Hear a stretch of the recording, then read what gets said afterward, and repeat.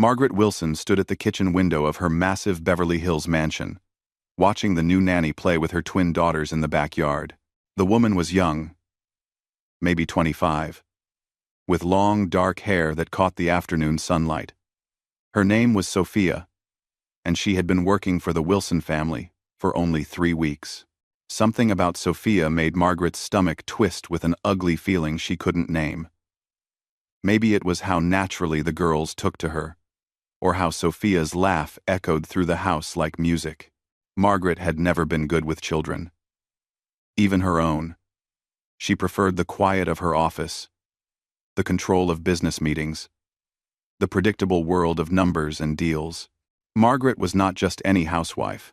She was the CEO of Wilson Industries, a company worth over $2 billion that she had built from nothing. Her husband David was a quiet man who managed their personal investments and stayed home with the children. People often whispered about their unusual arrangement, but Margaret didn't care. She had worked too hard to let anyone's opinions matter. The kitchen was her least favorite room in the house. It was too warm, too bright, with its white marble counters and expensive appliances that she never used. The cook usually prepared their meals, but today was the cook's day off. Margaret had decided to make dinner herself, something she rarely did. She was heating oil in a large pan, planning to fry some chicken for the girls. The oil bubbled and spat as it grew hotter. Margaret found herself staring at it, lost in dark thoughts about how much her life had changed since Sophia arrived. Before Sophia, the house had been quiet and orderly. The previous nanny, Mrs. Chen, had been with them for 5 years. She was older, professional, and kept to herself. The children respected her but never laughed with her the way they did with Sophia. Mrs. Chen had left suddenly 2 months ago, claiming she needed to care for her sick mother in China. Margaret had always suspected there was more to her departure, but she never investigated. David had found Sophia through an expensive nanny agency. Her references were perfect. Her background check was clean, and she had a degree in early childhood education. On paper, she was everything they needed. But something about her felt wrong to Margaret, like a puzzle piece that almost fit, but not quite. The oil in the pan was getting very hot now, almost ready for cooking. Margaret could hear Sophia's voice through the open window, teaching the girls a song in what sounded like Spanish. Her daughters were giggling and trying to repeat the words. Margaret felt that familiar twist in her stomach again, stronger this time. She had tried to find fault with Sophia's work, but the young woman was nearly perfect. She was always on time, kept the children's rooms spotless, helped with homework without being asked, and even volunteered to work late when Margaret had important business dinners. The girls adored her, and David seemed impressed by her dedication, but Margaret noticed things others didn't. She noticed how Sophia sometimes stared at the family photos in the hallway, particularly the ones of David from his college years. She noticed how Sophia's eyes would follow David when he walked through a room, though she was always careful to look away quickly. Most of all, Margaret noticed how Sophia asked subtle questions about the family's history, their finances, and their daily routines. The oil was now smoking slightly, ready for cooking. Margaret reached for the chicken, but her hand froze as she heard something that made her blood run cold. Through the window, she could hear Sophia talking to the girls, but now she was speaking in English, and her voice had changed completely. "Your daddy is a very special man," Sophia was saying to 8-year-old Emma and Lily. "Did you know he used to be different before he met your mommy? He had a different life, with different friends." Margaret's heart began to pound. What did Sophia know about David's past? More importantly, why was she sharing it with the children? Margaret had always protected her family from certain truths about David's life before they met. Some secrets were meant to stay buried. She moved closer to the window, straining to hear more. The oil continued to bubble behind her, forgotten for the moment. "What do you mean different?" little Lily asked, in her innocent voice. Sophia glanced toward the house, and for a moment, her eyes met Margaret's through the window. The look that passed between them was electric and dangerous. Sophia's sweet, caring expression melted away for just a second, replaced by something much more calculating. "Oh, nothing important, sweetheart," Sophia said quickly, her gentle nanny voice returning. "Just that. Grown-ups sometimes change when they fall in love. Should we go inside and help your mommy with dinner?" Margaret stepped back from the window, her mind racing. That look in Sophia's eyes had confirmed her worst fears. This wasn't random. Sophia wasn't here by accident or because of a job agency. She was here for a specific reason, and it had something to do with David's past. Margaret thought about the secret she had worked so hard to keep buried. David's gambling addiction from his 20s, the debts he had accumulated, the people he had borrowed money from, people who didn't forget and didn't forgive. Margaret had paid those debts when they got married, using her growing business fortune to clean up his mess. She thought they had escaped that world forever. But what if they hadn't? What if someone had sent Sophia to their home? What if everything about their perfect life was about to come crashing down? The back door opened, and Margaret heard the girls' voices getting closer.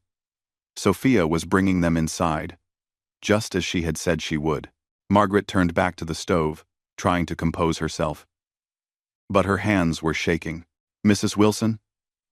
Sophia's voice came from the doorway, sweet and concerned. "Are you all right? You look upset." Margaret turned to face her. And for a moment, the two women stood in silence. The oil continued to bubble violently in the pan between them. Margaret could see her daughters behind Sophia, their faces bright and happy from their time outside. "I'm fine," Margaret said. But her voice came out harder than she intended. "Just concentrating on cooking." Sophia stepped further into the kitchen, and Margaret noticed she was moving with purpose, not the casual way she usually walked. There was something different about her posture. More confident, less submissive. "You know," Sophia said, her voice still gentle but with an edge that hadn't been there before. "I've been thinking about what a lucky woman you are, Mrs. Wilson. Such a beautiful home, such a successful business, such a loving family." Margaret's grip tightened on the pan handle. "Yes, I am very fortunate. It must have taken a lot of work to build all this," Sophia continued, moving closer. "And a lot of sacrifice. Sometimes, people have to do things they're not proud of, to protect the people they love."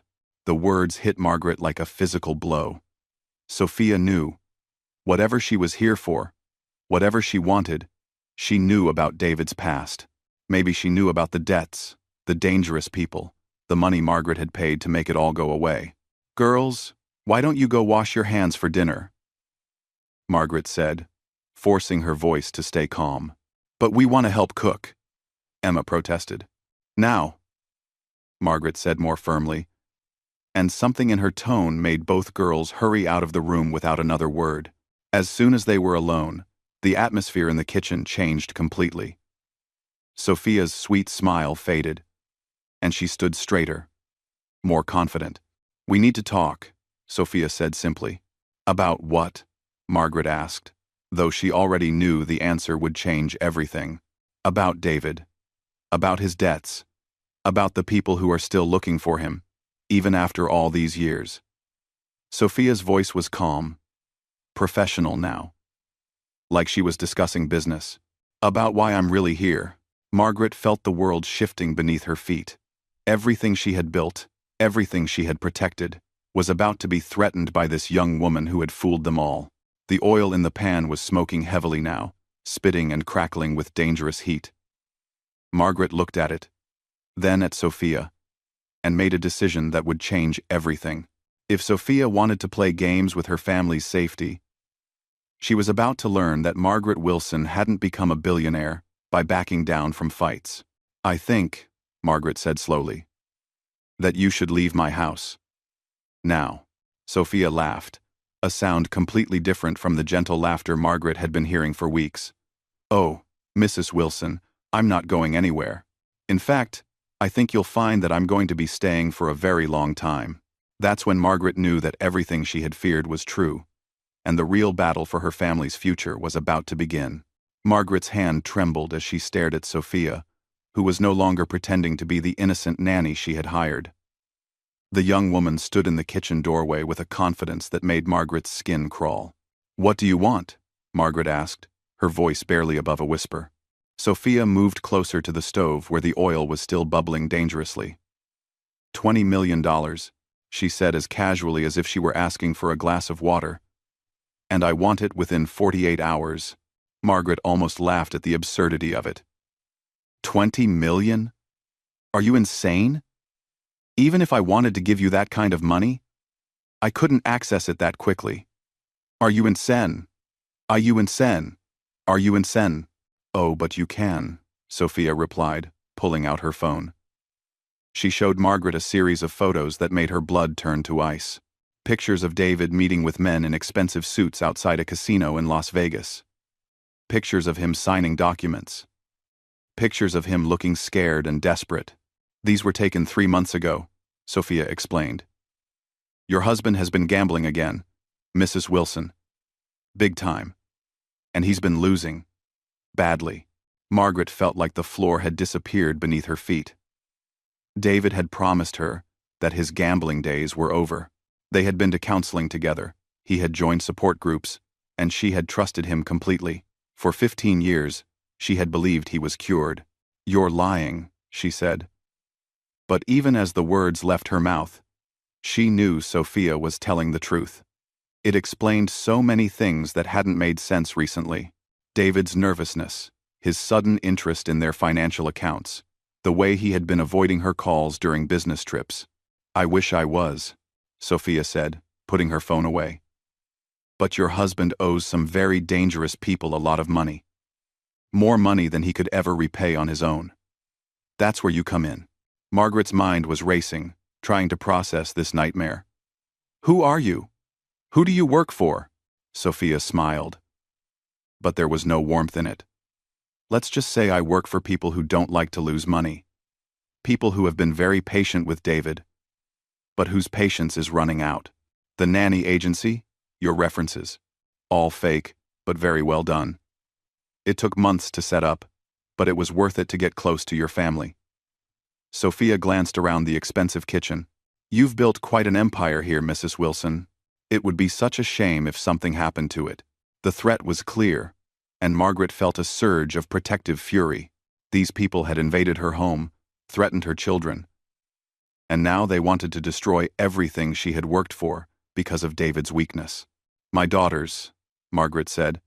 "They have nothing to do with this.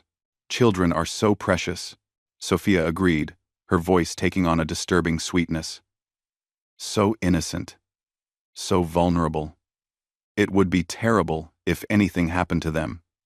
Because their father made some bad choices." That was the moment Margaret snapped. The hot oil was right there, bubbling and spitting with dangerous heat. Without thinking, she grabbed the handle of the pan and swung it toward Sophia. But Sophia was younger and faster. She dodged to the side, and most of the oil missed her, splattering across the expensive marble floor and cabinets. A few drops hit Sophia's arm, and she cried out in pain and anger. "You crazy woman!" Sophia shouted, backing away and clutching her burned arm. "Do you have any idea who you're dealing with?" Margaret advanced on her, still holding the empty pan. "Get out of my house. Get away from my family." But Sophia was already pulling out her phone, and Margaret heard the sound that would haunt her dreams. Sophia had been recording everything. "Perfect," Sophia said, her eyes gleaming with malicious satisfaction. "Now I have you on video, attacking me with boiling oil. That should make the police report very interesting, don't you think?" Margaret realized she had made a terrible mistake. In her fury to protect her family, she had given Sophia exactly what she needed to destroy them.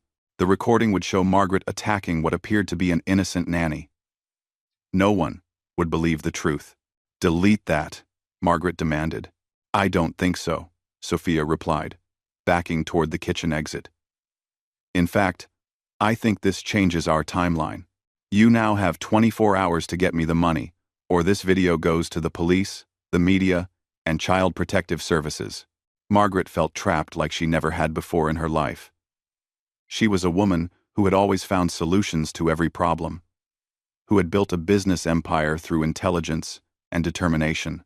But this situation seemed impossible to escape. "Even if I could get that kind of money," she said desperately, "how do I know you'll leave my family alone? How do I know this won't just be the beginning?" Sophia paused at the doorway, considering the question. "You don't. But I can tell you this much.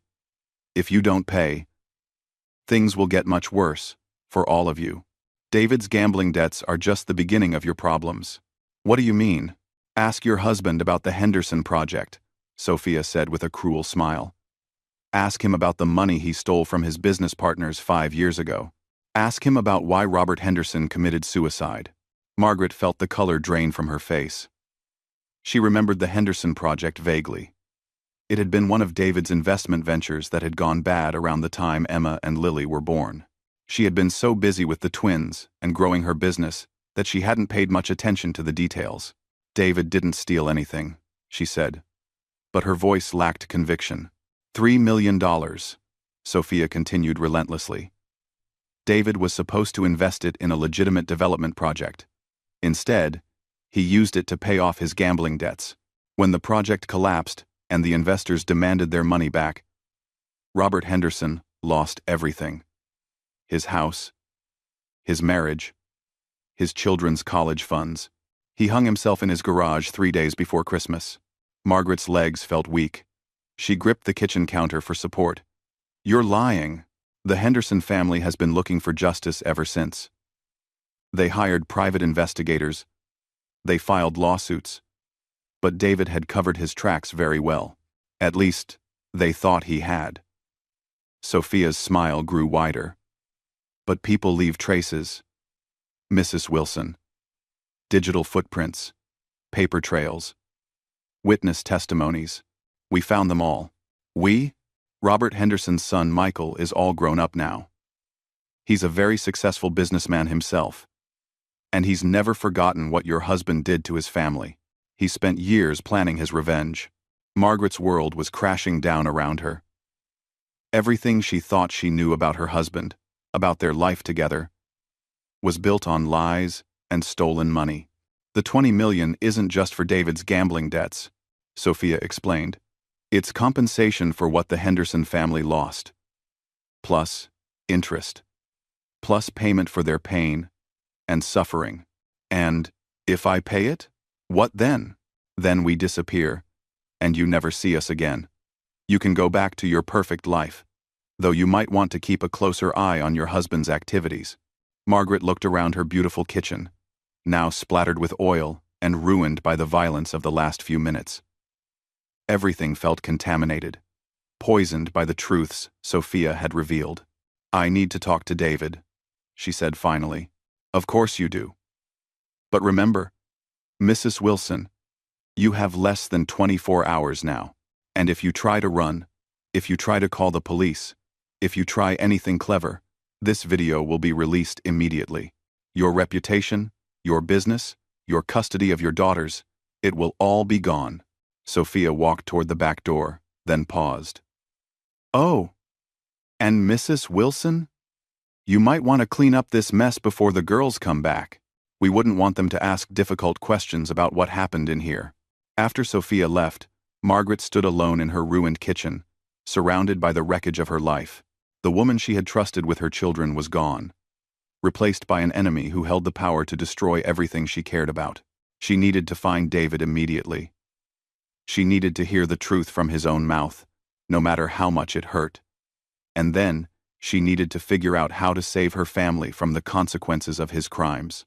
But as Margaret looked at the oil-stained floor and burned cabinets, she realized that some stains could never be completely cleaned away. Some secrets, once revealed, changed everything, forever. And some prices were too high to pay, no matter how much you loved someone. The sound of her daughters laughing in another room reminded her that she wasn't just fighting for herself anymore. She was fighting for their future, their safety, and their right to grow up without paying for their father's sins. Margaret Wilson had built an empire through determination and ruthless intelligence. Now she would need every bit of that strength to save what mattered most to her, even if it meant making choices that would haunt her for the rest of her life. Margaret found David in his home office, staring at his computer screen with the hollow look of a man who had lost everything. When he saw her standing in the doorway, his face crumpled with shame and defeat. "She told you, didn't she?" he whispered, without looking up. Margaret stepped into the room and closed the door behind her. The children were upstairs, hopefully far enough away that they wouldn't hear what was about to happen. "Tell me about Robert Henderson," Margaret said, her voice deadly calm. David's hands shook as he covered his face. "Oh, God. Margaret, I never meant for any of this to happen. I was going to pay it back. I swear I was. $3 million, David. You stole $3 million from a man who trusted you. And he killed himself because of it. It wasn't supposed to be stealing." David looked up at her with desperate eyes. "I was going to invest the money exactly like I promised. But then I had this sure thing at the casino, this poker game where I knew I could double the investment. I thought I could give Robert back $6 million instead of 3. Robert back $6 million. Margaret felt sick to her stomach. "But you lost it all." "Not at first. I actually won big that first night. But then I kept playing. And..." David's voice broke. "I lost everything. The original $3 million, plus another $2 million of our own money that I borrowed against our house." Margaret sat down heavily in the chair across from his desk. $5 million. You lost $5 million gambling. I tried to fix it. I took out more loans. I sold some of my investments without telling you. I even considered robbing a bank." David laughed bitterly. "Can you imagine? A suburban dad planning a bank robbery because he was too much of a coward to tell his wife the truth. How did you cover it up?" "I created fake documents showing that the Henderson project had failed due to market conditions. I made it look like Robert's investment was lost through legitimate business risks. He believed me at first, but when he started asking more detailed questions, you let him think his money was gone forever." David nodded miserably. "He lost his house first. Then his wife left him and took the kids. He came to my office one day, begging me to help him understand what had happened. He said he couldn't sleep, couldn't eat, couldn't function. And I looked him in the eye and lied to him again." Margaret thought about Robert Henderson hanging in his garage, driven to despair by David's lies and theft. "Did you go to his funeral?" "Did you?" "Yes." David's voice was barely audible. His son, Michael, was there, just 18 years old, having to bury his father and be strong for his younger sister.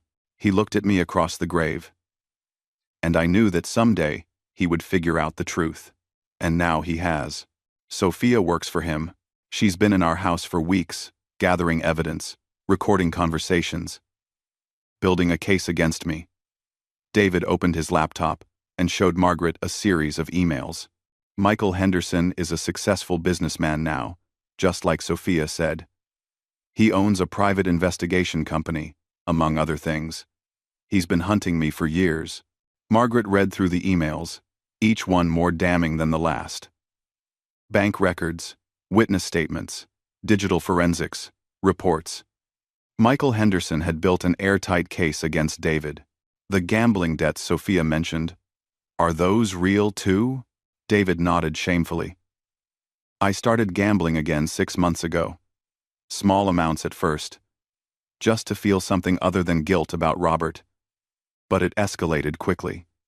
In 17, 1, 2, the people I owe money to now are connected to organized crime. They don't accept excuses or payment plans. How much do you owe them? $4 million, plus interest that keeps growing every day." Margaret did the math in her head. $4 million in current gambling debts, plus the original $3 million stolen from Robert Henderson, plus 15 years of interest and compensation. $20 million was actually a conservative demand. "We could fight this," she said slowly. "Hire the best lawyers, claim that the statute of limitations has expired, argue that there's no concrete proof." "There's proof," David interrupted. Michael Henderson has everything. Bank records showing the money transfer, security footage from the casino, testimony from people who saw me gambling with cash that same week. If this goes to court, I'll go to prison for decades.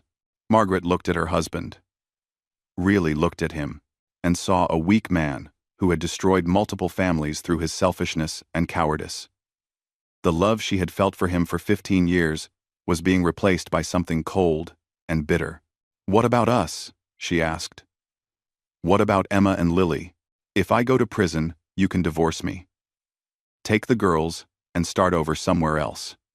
You're strong enough to build a new life. And leave you to face the consequences alone?" David met her eyes for the first time since she had entered the room. "It's what I deserve, Margaret. I've been living with this guilt for 15 years. Maybe it's time to face the truth." Margaret stood up and walked to the window, looking out at the backyard where her daughters had been playing innocently just hours before. Everything about their life was built on blood, money, and lies. How could she continue to live here, knowing what she now knew? But then she thought about Emma and Lily. They were innocent in all of this. They deserved a chance at a normal life, not the chaos that would come if their father went to prison and their family was destroyed by scandal. "I can get the money," she said quietly. "Margaret, no. I won't let you destroy everything you've built because of my mistakes." She turned back to face him. "It's not your choice anymore, David. I'm not doing this for you. I'm doing it for our daughters." Margaret pulled out her phone and made a call to her chief financial officer. Within 2 hours, she had liquidated enough assets to transfer $20 million to an offshore account number that Sophia provided. Sophia returned to the house that evening, no longer pretending to be a nanny. She was accompanied by a man in his 30s, with cold eyes and an expensive suit. Margaret knew immediately that this was Michael Henderson. "Mrs. Wilson," he said politely, as if they were meeting at a business conference instead of conducting extortion in her living room. "I want you to know that this gives me no pleasure. But my father deserves justice, even if it comes 15 years too late." Margaret looked at the man whose life David had destroyed. "I'm sorry for what happened to your family. But my children are innocent in this. Yes, they are. Which is why you'll be happy to know that once this transaction is complete, you'll never see or hear from us again. The video Sophia recorded will be destroyed, and all evidence of your husband's crimes will disappear." "What about the gambling debts?" Michael smiled grimly. "Those will be paid from the same account. Consider it a package deal." Sophia handed Margaret a tablet showing the completed wire transfer. $20 million had been moved from Margaret's business accounts to an untraceable offshore fund. "It's done," Sophia said simply. Michael nodded and stood to leave. But before he reached the door, he turned back to Margaret. "Your husband is a weak man, Mrs. Wilson. But you're strong. Don't let his weakness destroy the rest of your life." After they left, Margaret found David in the kitchen, cleaning up the oil stains from her earlier confrontation with Sophia. He looked up when she entered, his eyes red with tears. "Is it over?" he asked. "The money is gone," Margaret replied. $20 million. Gone because of your lies and your gambling and your cowardice. I'll pay you back. I'll get a job. I'll work for the rest of my life, if I have to." Margaret shook her head. "No, David, you won't." She handed him a manila envelope that she had prepared while he was cleaning. Inside were divorce papers and a restraining order. "You have 24 hours to leave this house," she said calmly. "You'll have supervised visitation with the girls once a week, but you're not allowed to live here anymore. If you violate the restraining order, if you try to contact me except through lawyers, if you gamble even $1, I'll release everything I know about your crimes to the authorities myself." David stared at the papers, his face pale with shock. "Margaret, please. I know I made mistakes, but we can work through this. We're a family." "We were a family," Margaret corrected him. "But families are built on trust and honesty. You destroyed both of those things years ago. What will you tell the girls? The truth, in an age-appropriate way. That their father made some bad choices and needs to live somewhere else for a while. That sometimes adults make mistakes that have consequences. David broke down completely, sobbing like a child. But Margaret felt nothing for him anymore, except a cold determination to protect her daughters from any more of his destructive choices. 3 months later, Margaret had rebuilt her business and created new security measures to prevent future financial disasters. She had also started seeing a therapist to help her process the betrayal and trauma of discovering who David really was. Emma and Lily adjusted to their new reality better than Margaret had expected. They missed their father, but they seemed to sense that their home was more peaceful without his constant anxiety and hidden guilt. Margaret never hired another nanny. Instead, she restructured her work schedule to spend more time with her daughters personally. She wanted to be present for every conversation, every milestone, every moment of their lives. Sometimes, late at night, Margaret would stand in her renovated kitchen and remember the day Sophia had revealed the truth about her marriage. The oil stains were gone. The burned cabinets had been replaced. But the memory remained. She had lost $20 million, her marriage, and her trust in the person she had loved most. But she had gained something more valuable. The knowledge that she was strong enough to protect her children from anything, even the consequences of their father's crimes. Margaret Wilson had always known she was capable of building empires. What she hadn't known was that sometimes the most important thing you can build is a new life from the ashes of an old one. And sometimes, the most powerful thing you can do is walk away from everything you thought you wanted in order to save everything that truly matters.